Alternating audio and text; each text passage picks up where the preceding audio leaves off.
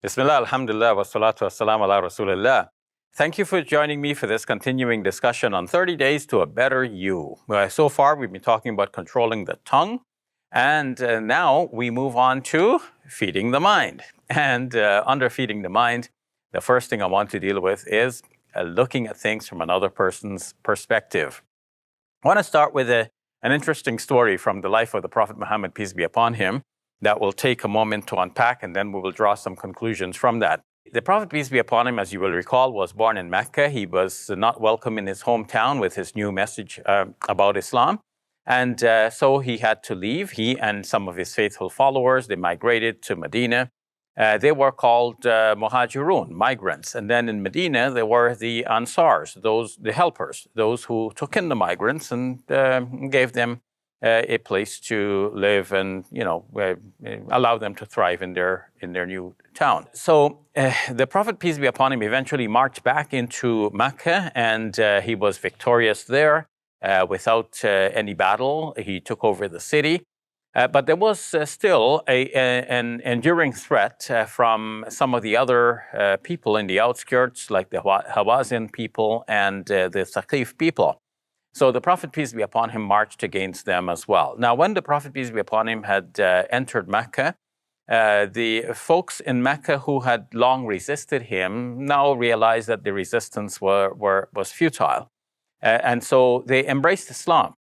So many of those who embraced Islam at this time were kind of like lukewarm. They're just fresh in the religion. And when the Prophet, peace be upon him, marched against those other outlying tribes, the Hawazin and the Thaqif, some of those Quraysh people, the Prophet's people from the Prophet's own tribe, who had once resisted Islam and who had now just accepted Islam, marched along with him as well. They were part of that army. So when the Prophet, peace be upon him, then eventually defeated the Hawazin and Thaqif people, and now it was time to distribute the spoils from the battle, the Prophet, peace be upon him, gave large portions to those new Muslims, many of whom were related to the Prophet, peace be upon him. So now you can imagine the disquiet that this would give rise to.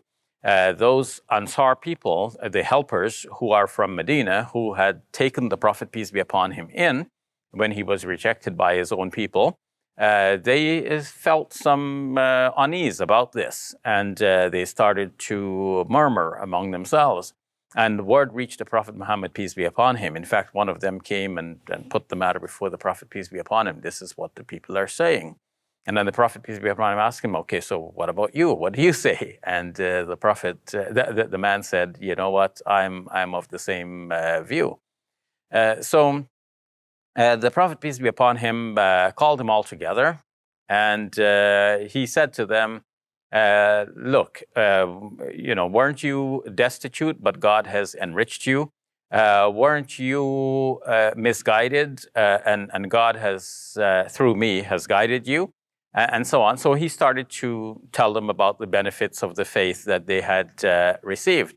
And then, interestingly enough, he said, okay, now you talk back to me. Tell me something in response. So they were surprised, like, Messenger of God, what can we say to you in response? He said, you could tell me, and what you say would be true and would be believed, meaning I'll agree with you, that you can tell me that, you, that is the Prophet, were driven out and we took you in. You were rejected, but we believed in you.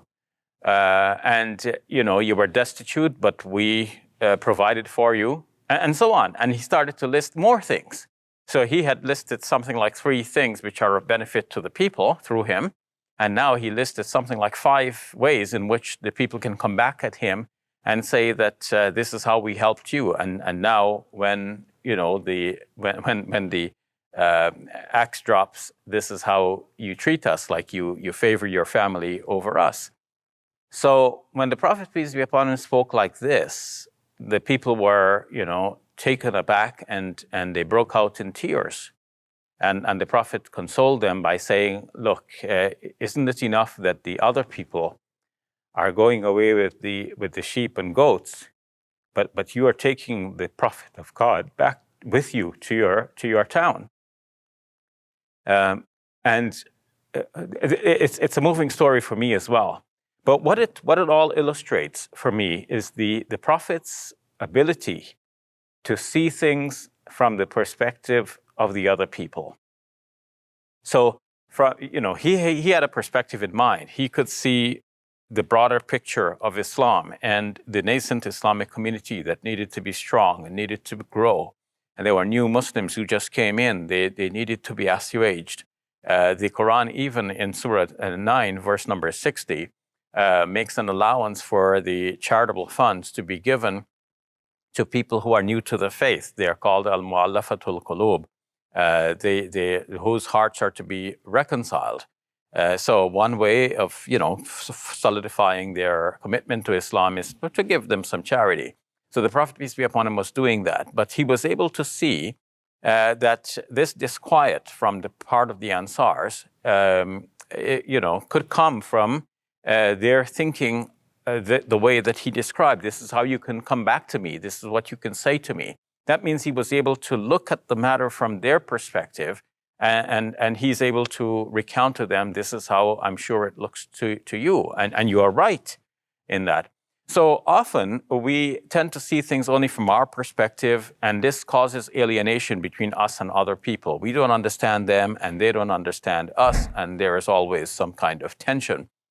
But the Prophet, peace be upon him, had this ability. So let's cultivate that ability as one of the habits that we can develop during the month of Ramadan. Let's try to see things from the perspectives of other people. If we see someone doing something wrong, what might we say to ourselves? We can say, okay, these people don't know what they're doing, they have no brains and whatever.